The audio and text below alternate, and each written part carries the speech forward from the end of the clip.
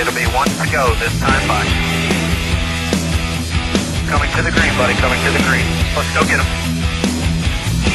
Go, go, go, go, go, go, go. Get your motor running.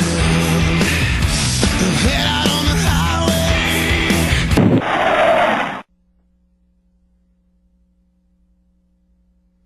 highway. It's growing in my mind, certainly.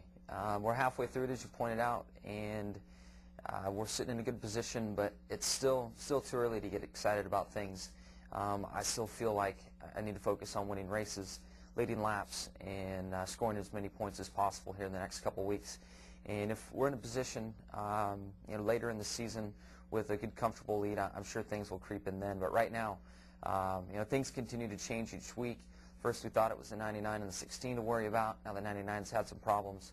Now it's the 31 and the 16. So it's changing every week, and we need to make sure we're doing our job as a race team to not give up any points and try to have speed and keep this 48 car up front and ahead of the 31 and 16.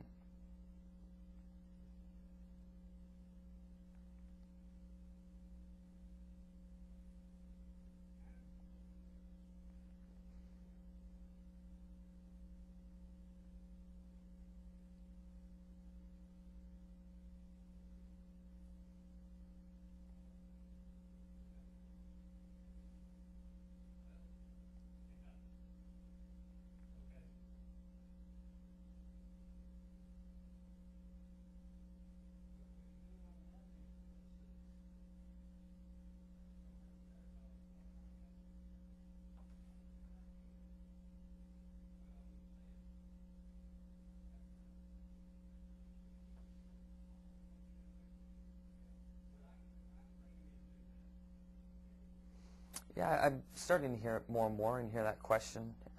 Glad that I am. It means that I'm in the hunt and I have a shot at doing this. So I'm excited about what these final races hold for the team. If it does take place, it would be a very special thing. I've been able to accomplish a lot more in this sport than I ever thought I would, and to find my name in the record books and to hopefully have it in a situation as elite as to be in the company of Cale in such an elite situation would mean the world to me. But as I pointed out earlier, there's a lot of racing left. We're only halfway through this thing. We've watched guys lose a lot of points in the first 5, and that means that it could still go either way or any way here in these final 5. So I'm excited about the possibilities. I feel like I'm focusing on the right things, and the team has been doing a great job calling a race, preparing cars, pit stops. I feel like I've been doing a great job driving the car. We're hitting on all 8 cylinders and looking good, so I'm very excited about these next 5.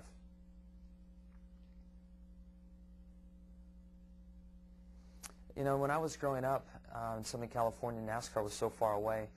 I would catch a few of the big races during the season, but one of the names I did know as a kid was Cale's, and I was a fan of Cale as a kid growing up, and I just loved his stocky attitude and even in appearance. I mean, the guy just had muscles all over the place, and was in the wrestling the car, and someone that let his actions on track speak for himself. So I certainly was a Cale Yarborough fan as a kid growing up, and hopefully have a chance to join him in that company as winning 3 championships in a row.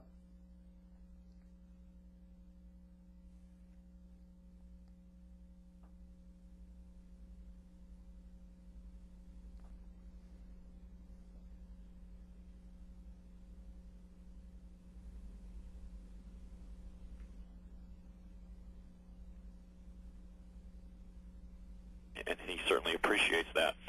Wanted to ask you is one, what were some of the things that you were able to kind of help or kind of advice you can give to him? And 2, I'm sure a lot of people have perceptions of him, and certainly his uniqueness maybe stands out more than his racing ability. For him to come up and talk to you, did that alter your perception of him to you? Well, when I first met Scott was at one of the F1 races that I attended. I think it might have been the U.S. Grand Prix. If not, it may have been the one in Spain that I went to. And I was excited to be at an F1 race and to see a fellow American on the grid. And he had so much hype, around him being there. I was I was just excited to see him, and I didn't realize in the end that he was maybe had some ideas of going NASCAR racing when it was all said and done. But we're all racers, we're all different people, and his uniqueness, he's being himself. And I mean, it may not appeal to everyone, but you got to give the man credit for being himself and doing what he wants to do and what he considers as being himself. And at the end of the day, that's all you can ask from someone. And he has shown to be a great talent. Granted, it's been an ARCA and truck, but he still stepped into these vehicles with very little experience. He's done a great job. I think he turned some heads at the Charlotte test when he was there in the 82 car, and looks like we'll have a chance to see what he can do next year. But truthfully, I had a lot of people give me advice and listen to me and help me out along the way, and that's what helped me get to where I am today. And I have no problem talking to people and giving them advice and shooting them straight over the years. And Scott's been someone that's asked me some questions, and I've got no problems with shooting them straight.